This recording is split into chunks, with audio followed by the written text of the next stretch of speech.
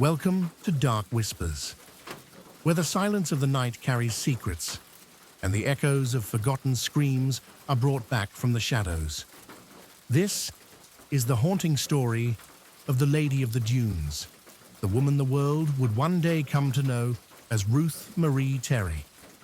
It was a hot summer afternoon in Provincetown, Massachusetts, on July 26, 1974. The beaches were alive with families and tourists, children running through the waves, couples lying in the sand, and laughter carried on the breeze. Provincetown, with its winding sandy dunes and quiet coastal charm, felt like the kind of place where nothing dark could ever happen. But just a few steps away from the crowded beaches, tucked in the silence of the dunes, a young girl walking her dog was about to stumble upon something that would haunt the town for nearly 50 years. As her dog tugged at the leash, pulling toward the brush, she followed the winding path until she saw it, a body lying face down in the sand. For a moment, it almost looked staged, almost peaceful. The woman was resting on a checkered blanket, her head carefully placed on a pair of folded jeans, as if someone had tried to arrange her like she was sleeping. But the truth was far from peaceful. Her skull had been crushed, most likely by a heavy military-style shovel. Her hands were gone, cleanly removed at the wrists. Some of her teeth had been pulled out. The rest of her teeth showed signs of expensive dental work, suggesting she had lived a life where someone cared enough or had the money to give her that kind of care. And yet, whoever killed her had gone to extraordinary lengths to make sure she could never be identified. The body had been there for more than a week, left just yards away from a popular walking path. Hundreds of people had passed close by, and yet no one had noticed until that little girl and her dog wandered off the beaten path. News spread quickly. Police swarmed the scene, searching for tire tracks, footprints, any sign of who might have done this. Witnesses recalled seeing a red-haired woman in town with a man in the days leading up to the murder. Could it have been her? But without hands, without fingerprints, without ID, investigators had nothing solid to hold on to. They turned to her dental records, hoping her expensive dental work might lead them to a dentist somewhere who could recognize it. Hundreds of officers were contacted. Nothing matched. The woman became known only as the Lady of the Dunes. For years, her case grew colder and colder. And yet, her story wouldn't fade. Locals whispered about her. Tourists asked about her. Who was she? Who could do something so brutal? Over time, theories began to swirl. Some believed she had been the victim of organized crime, silenced because she knew too much. Others thought she was a runaway, or perhaps connected to human trafficking. Then came one of the strangest theories of all. In the 1990s, a writer noticed that one of the extras in the famous movie Jaws looked strikingly similar to police reconstructions of the Lady of the Dunes. Since Jaws was filmed just miles away around the same time she was killed, people began to wonder, could she have appeared, even for a moment, in one of the most iconic films ever made before being murdered? It was a chilling thought, one that captured the public imagination. But like all the other leads, it went nowhere. Decade after decade passed. Her body was exhumed multiple times as technology advanced.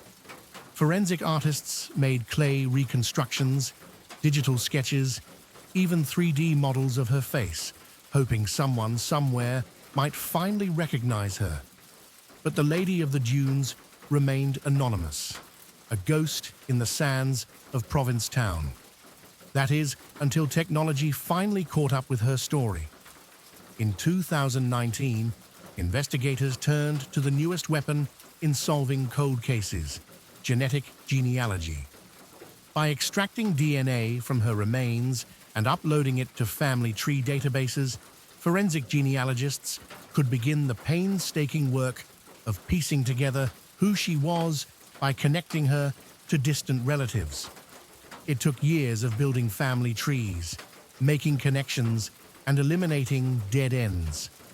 And then, in October of 2022, nearly 50 years after her body was found, the FBI made the announcement that shocked the world. The Lady of the Dunes had a name. She was Ruth Marie Terry. Ruth was 37 years old, born in Tennessee.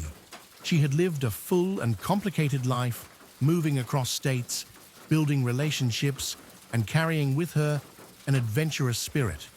She had been married before. She had family who had never known what had happened to her. And just months before her murder, she had married a man named Guy Rockwell Muldavin. On the surface, Guy was charming, wealthy, well-connected. He traveled in the antiques trade, lived in different places, and seemed like the kind of man people admired. But behind the charm was something much darker. Muldavin had a past soaked in suspicion. In the early 1960s, his ex-wife and her teenage daughter disappeared in Seattle. Later, their dismembered remains were discovered stuffed into a septic tank. Guy had been a prime suspect, yet somehow he was never convicted, slipping through the cracks of justice. He lived the rest of his life under a cloud of rumor and fear, but never in handcuffs. By the summer of 1974, Ruth had just married him. They were honeymooning, traveling, and eventually they ended up in Massachusetts. Investigators now believe it was there, in the dunes of Provincetown, that Guy ended her life.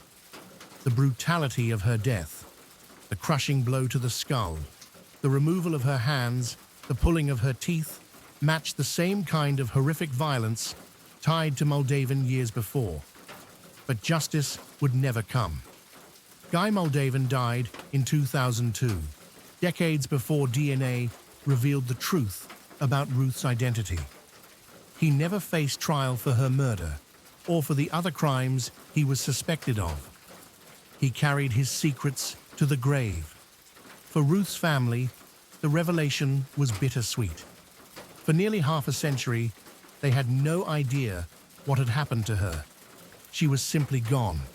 To finally know she had been the Lady of the Dunes brought some closure, but also fresh grief. The mystery was solved, but the justice they deserved would never come. The Lady of the Dunes had been a nameless symbol of mystery for so long. She had been a ghost story, a legend whispered on Cape Cod, a case study for cold case detectives. But in the end, she was something much more important. She was Ruth Marie Terry, a woman with a name, a woman with a family, a woman whose life had been stolen, but whose story had finally been told. Her case reminds us of the power of persistence.